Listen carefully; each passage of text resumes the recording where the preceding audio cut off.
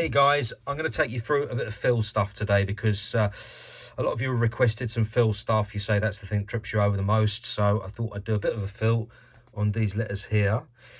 Just show you a very basic fill, but a very, very effective one. What else to say? Not much really. Oh yeah, I tell you what, I've promised that I'm going to do a wild style tutorial soon, and I will. It needs a bit of prep, that one. It needs a bit of prep because I'm going to intersperse it with some photos and examples and all that sort of stuff, so that will take a bit longer. At the moment I'm mad busy. I'm not just trying to sound important, I'm mad busy doing different stuff, and it's slightly getting on top of me at the moment. So hopefully either end of this week or end of next week I'll be able to put a proper video together on the wild style thing, because I'm really busting to do it. I know a couple of you have requested stuff.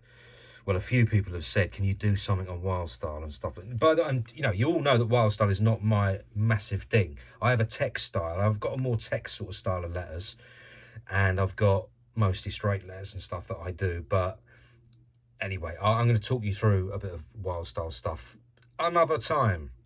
So for this one, what you're going to need is I'm going to go with 3 colours. Doesn't matter what 3 colours they are, as long as they are along the same colourway. What I mean by that is, here I've got, so these are style files, obviously. These are the pens that I use. Doesn't matter what pens you use. What you need is 2 colours that are on the same colourway. So I've got a turquoise. These are both turquoise. That's a dark one, that's a light one. Now, I could do it with just these 3, but I'm going to also chuck into the mix a dark blue, and I'm going to see what that does as well. We'll see. I'm going to do it all in real time so you can see me doing it. So let's kick off with our light colour first. Let's just do, we want to get a nice base fill. It's a beautiful colour, this.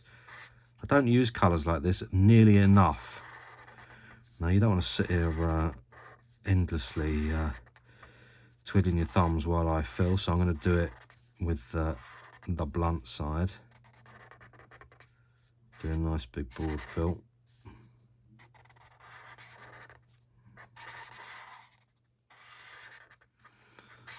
Okay. Now, normally, obviously, I wouldn't want kind of like, well, actually, I was just about to say, normally I wouldn't want the sort of grainy lines on there, but sometimes them lines there can be really effective on your pieces. They can look really nice. They can look like they're intentional. Sometimes you get it from colours when they're running out, and it can really add something to your piece. It can also take away sometimes. So yeah, play it by ear, whatever that means. What does it mean, play it by ear? I've never really understood what that means. Play it by ear. What could that possibly mean? I don't know. Yeah, this fill, I mean, I do this fill quite a lot. If you've ever watched my videos, I normally have, if I'm doing straight letters particularly, I've probably got a fill like this going into them in some form or other, because it's very effective. And it's very comparatively easy. You will need a lot of juice in these, by the way. This is not one for run-out pens. I do fills sometimes which really suit the run-out pen. This is not one of them. This will need a lot of juice. These are both brand new, these. So now you're going to need your slightly darker shade. And what you're going to go onto your, so I've filled all that in fat, obviously on the fat end. Using your thin end, I really should have put better glasses on. So you stay away from the edge. And what I'm going to do, and you can do this either a bottom fill or a top fill. It's a very sort of familiar graffiti fill, this.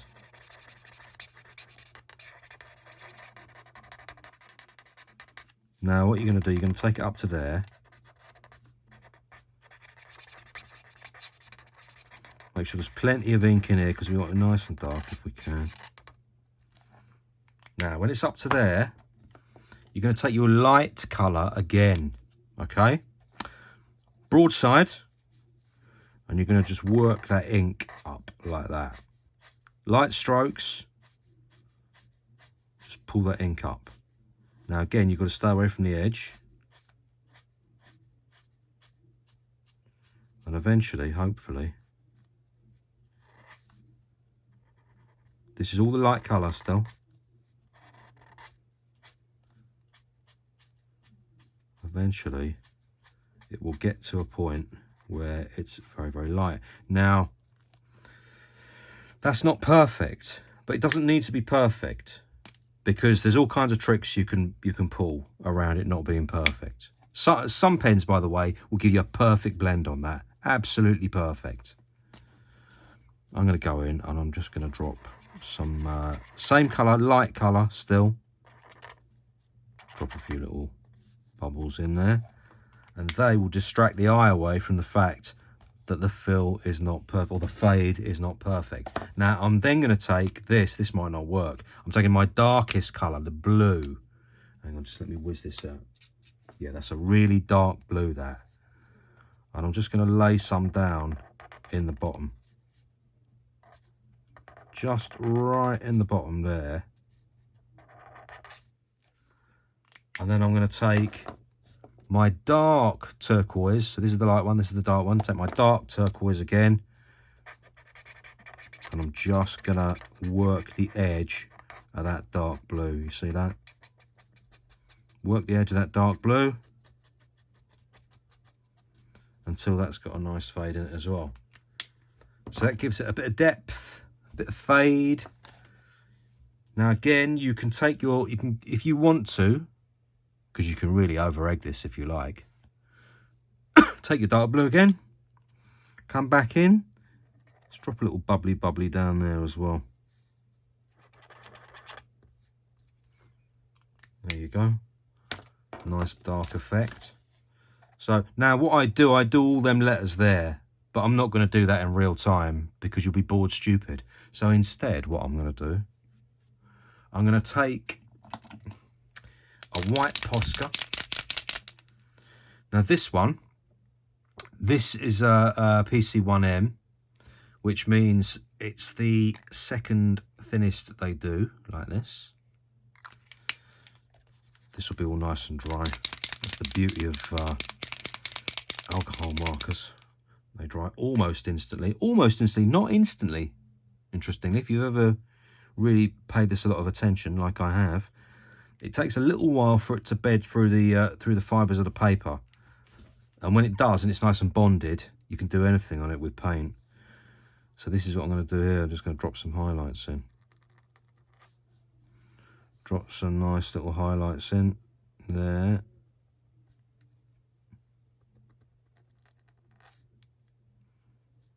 And there. There you go. Now I'm also gonna, at this point, because you notice this has got cracks in it, right? At this point, I'm gonna pay attention to the cracks. So I'm gonna take my light color again. Now, when you saw me doing the fill on the light color, right? You saw me doing strokes, single strokes, yeah? I wasn't going over anything twice. That's because the more pigment you lay down, the darker it gets. So I only want to go over it and give it a very light coating of the first pigment for this reason. Because I want to come back in with the lightest colour I've got now. I want to go over these cracks. I want to low light them. So I've got a light source coming in from the right hand side. We know that because of where my highlights have hit there. So what I want to do, that's where my highlight will be. So that's where my low light will be.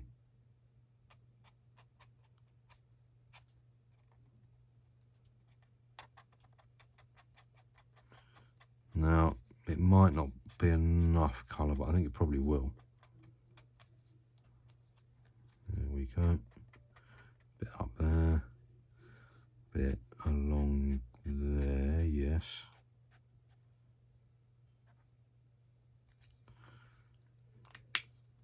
very subtle, but you know. Then take my highlighter again. Now very lightly, so I've pushed nice and hard on these ones to get slightly fatter lines, but this one I want nice and light.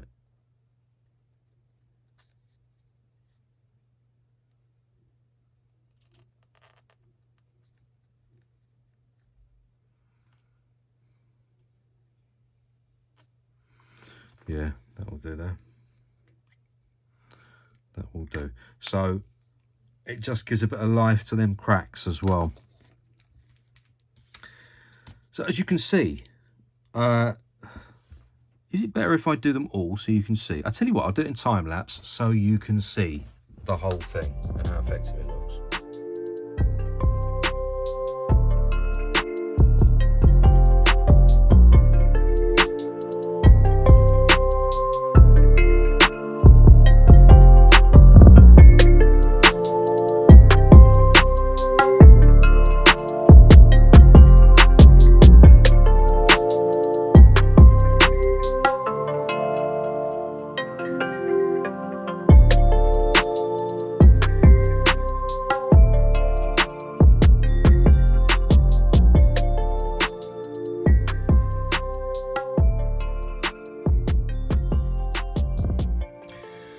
So there you have it. Now I should probably have worn my glasses that I used to draw with. That would have been useful, wouldn't it? As it was, I could just see a sort of blurry mess in front of me, so I can't tell how good or terrible that is. However, oh look, I've forgotten a highlight. I've forgotten a highlight just there. Don't forget to put that in, very important. So, just to reiterate, and by the way, you don't necessarily need to do it the same colorway when you get better at this. You can start putting different colors together, like a light color. I'm trying to think off the top of my head. Well, sometimes what I do is a light yellow, and then I'll blend a pink through it instead, with a couple of pinks, and that's a really fantastic effect. But I would suggest sticking to the same colorway for now, because it's a lot more forgiving when you do the fade.